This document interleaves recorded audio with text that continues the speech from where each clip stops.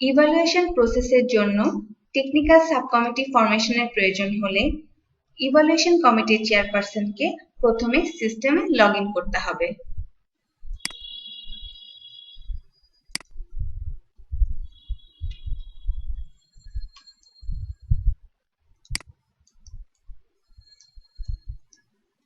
এরপর evaluation menu থেকে evaluation committee সাবমেনুতে click করতে হবে। নির্দিষ্ট টেন্ডারটি খুঁজে পাওয়ার জন্য ইউজারকে টেন্ডার আইডি দিয়ে সার্চ করতে হবে।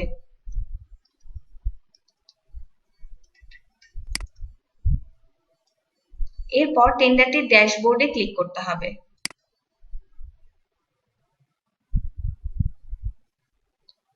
টেকনিক্যাল সাব কমিটি ফরমেশনের জন্য ইউজারকে make request for TSC formation to P লিংকে ক্লিক করতে হবে।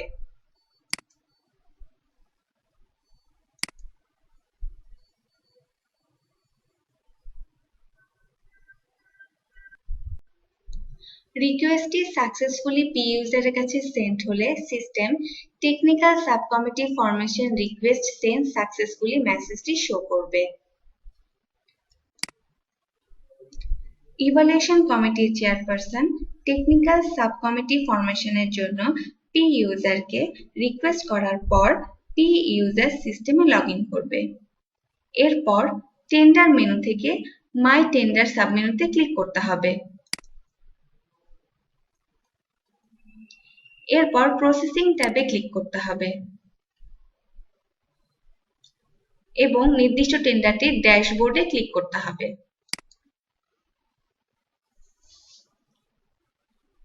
এরপর ইভালুয়েশন সাব ট্যাবে ক্লিক করতে হবে।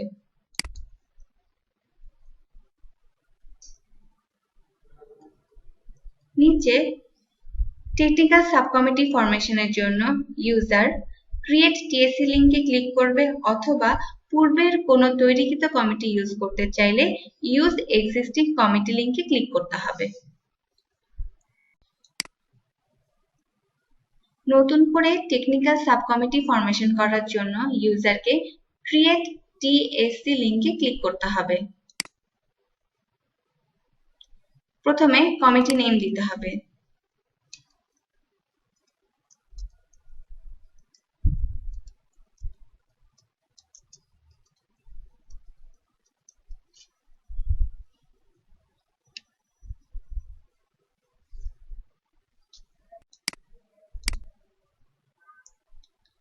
সর্বনিম্ন একজন ইউজারের প্রয়োজন অথবা সর্বোচ্চ 3 জন মেম্বার দিয়ে টেকনিক্যাল সাব কমিটি তৈরি করা যাবে। মেম্বার অ্যাড করার জন্য অ্যাড মেম্বার্স বাটনে ক্লিক করতে হবে। এরপর ইউজার সিলেক্ট করে অ্যাড বাটনে ক্লিক করতে হবে।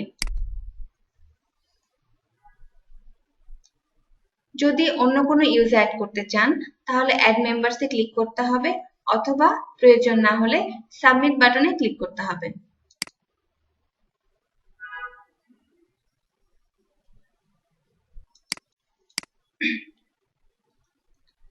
টেকনিক্যাল সাব কমিটি তৈরি হয়ে যাবার পর ইউজার যদি টেকনিক্যাল সাব কমিটি পরিবর্তন করতে চান তাহলে এডিট টিএসসি লিংকে ক্লিক করতে হবে অথবা কমিটি দেখতে চাইলে ভিউ টিএসসি লিংকে ক্লিক করতে হবে। এরপর প্রকিউরিং এন্টিটি টেকনিক্যাল সাব কমিটির অনুমোদনের জন্য ওয়ার্কফ্লোর ক্রিয়েট লিংকে ক্লিক করতে হবে। টেকনিক্যাল সাব কমিটি ফরমেশন সম্পূর্ণ হলে ইউজারকে নিচে অনুমোদনের জন্য ওয়ার্কফ্লোর কলাম থেকে ক্রিয়েট লিংকে ক্লিক করতে হবে। এরপর ইউজারকে নাম্বার অফ রিভিউয়ার্স এবং number of days for file escalation input দিতে হবে। যদি রিভিউয়ারের সংখ্যা না থাকে তাহলে 0 ইনপুট দিয়ে টাস্কটি কমপ্লিট করতে হবে।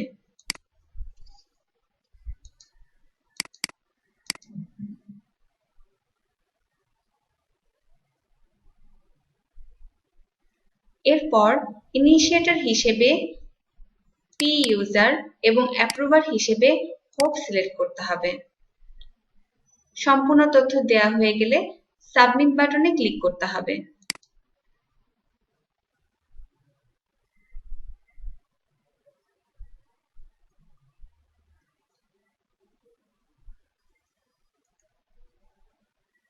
এরপর ওয়ার্কফ্লো যদি কোনো কারণে এডিট করতে চান, ইউজারকে এডিট লিঙ্কে ক্লিক করতে হবে অথবা দেখতে চাইলে ভিউ লিঙ্কে ক্লিক করতে হবে।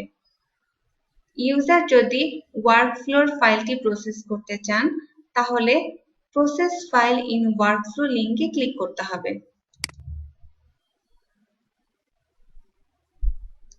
কমেন্টস দিতে হবে। এরপর সিলেক্ট অ্যাকশন ড্রপডাউন থেকে ফরওয়ার্ড সিলেক্ট করে নিম্নে সাবমিট বাটনে ক্লিক করতে হবে।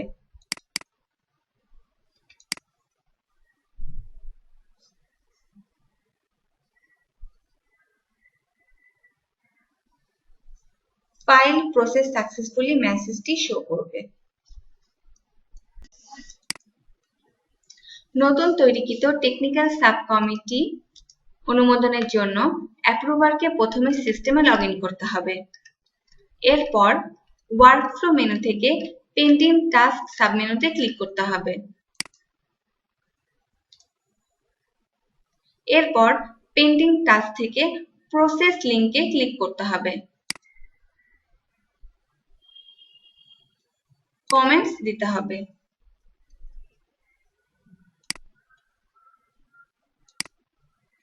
ইউজার যদি ডকুমেন্টটি রিটার্ন করতে চান তাহলে রিটার্ন, অ্যাপ্রুভ করতে চাইলে অ্যাপ্রুভ সিলেক্ট করতে হবে অথবা রিজেক্ট করতে চাইলে রিজেক্ট সিলেক্ট করতে হবে। সকল তথ্য সঠিকভাবে দেয়া হলে সাবমিট বাটনে ক্লিক করতে হবে।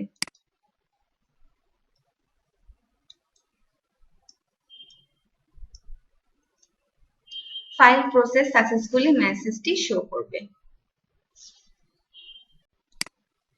টেকনিক্যাল সাব কমিটি অনুমোদন হয়ে যাবার পর প্রকিউরিং এন্টিটিকে সিস্টেমে লগ ইন করতে হবে। এরপর টেন্ডার মেনু থেকে মাই টেন্ডার সাবমেনুতে ক্লিক করতে হবে। প্রসেসিং ট্যাবে ক্লিক করতে হবে। এরপর নির্দিষ্ট টেন্ডারটির ড্যাশবোর্ডে ক্লিক করতে হবে। ইভালুয়েশন ট্যাবে ক্লিক করতে হবে।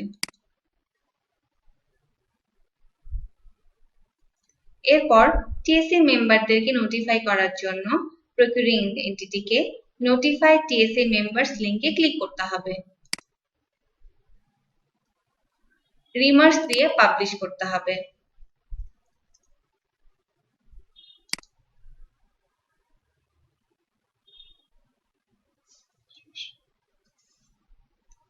Tender sub committee publish successfully মেসেজটি শো করবে।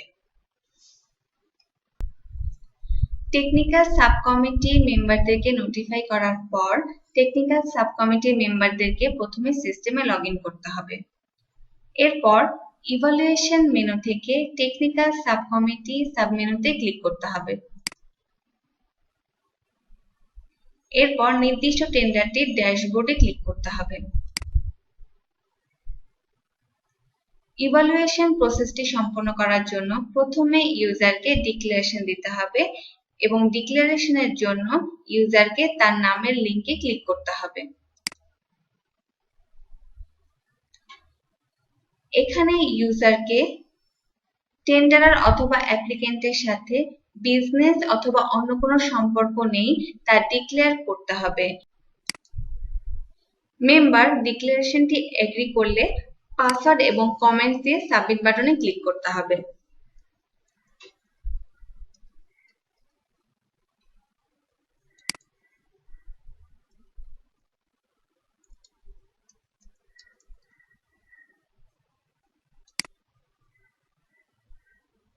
ডিক্লারেশন গিভেন সাকসেসফুলি মেসেজটি শো করবে। ডিক্লারেশন হয়ে যাবার পর ইউজারকে রিকমেন্ডেশন ট্যাবে ক্লিক করতে হবে।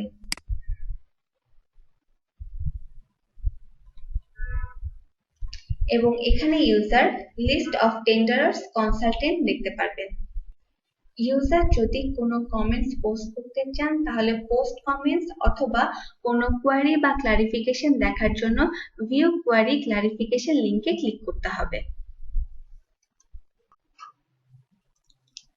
এরপর ইউজার যদি কোনো নির্দিষ্ট টেন্ডারারের ক্ষেত্রে কোনো কমেন্টস পোস্ট করতে চান তাহলে পোস্ট কমেন্টস লিংকে ক্লিক করতে হবে এবং বিডার যে সকল টেকনিক্যাল ফর্ম সাবমিট করেছেন তার লিস্ট দেখতে পারবেন। লিস্ট দেখার জন্য তাকে নামের উপর ক্লিক করতে হবে এবং ইউজার সকল ম্যাপড ডকুমেন্ট দেখতে পারবেন এবং ডকুমেন্টের ডিটেল ইনফরমেশন দেখার জন্য অ্যাকশন কলাম থেকে ডাউনলোড বাটনে ক্লিক করতে হবে। ডাউনলোড করার পর ইউজারের যদি কোনো কমেন্টস পোস্ট করতে চান তাহলে সেই ফর্মের কলামে পোস্ট কমেন্টস লিংকে ক্লিক করতে হবে এবং কমেন্টস লিখে সাবমিট বাটনে ক্লিক করতে হবে।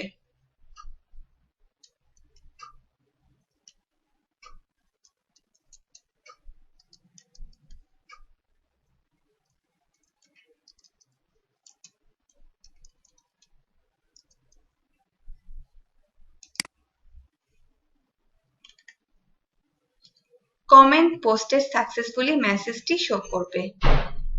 যদি ইউজার কমেন্টসটি এডিট করতে চান তাহলে এডিট অথবা ডিলিট করতে চাইলে ডিলিট লিংকে ক্লিক করতে হবে। এরপর ইউজারকে গো ব্যাক টু ড্যাশবোর্ড বাটনে ক্লিক করতে হবে এবং কমেন্টস দেওয়ার পর কমেন্টস স্ট্যাটাসে কমেন্টস গিভেন মেসেজটি শো করবে। একইভাবে ইউজার যদি অন্যান্য টেকনিক্যাল ফর্ম দেখতে চান তাহলে তার নামের উপর ক্লিক করে ইনফরমেশন দেখে এবং কমেন্ট পোস্ট করতে চাইলে প্রতিটি ফর্মের রেসপেক্টে পোস্ট কমেন্ট করতে পারবেন এবং মেইন ড্যাশবোর্ডে ফিরে যেতে গো ব্যাক টু ড্যাশবোর্ডে ক্লিক করতে হবে।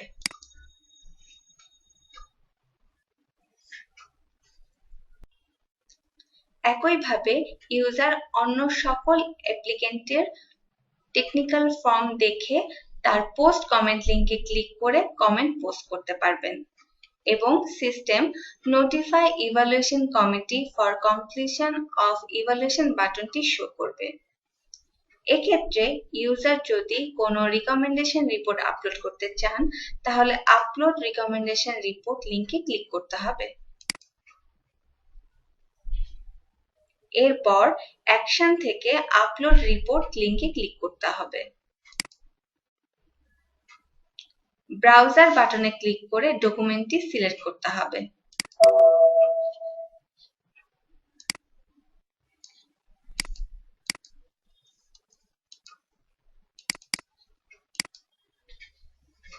ডিসক্রিপশন লিখতে হবে। আপলোড করার জন্য আপলোড বাটনে ক্লিক করতে হবে।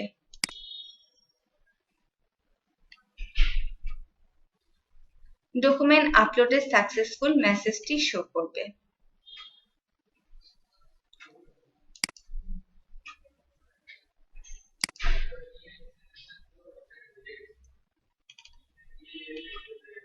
এরপর user notify evaluation committee for completion of evaluation বাটনে ক্লিক করবে।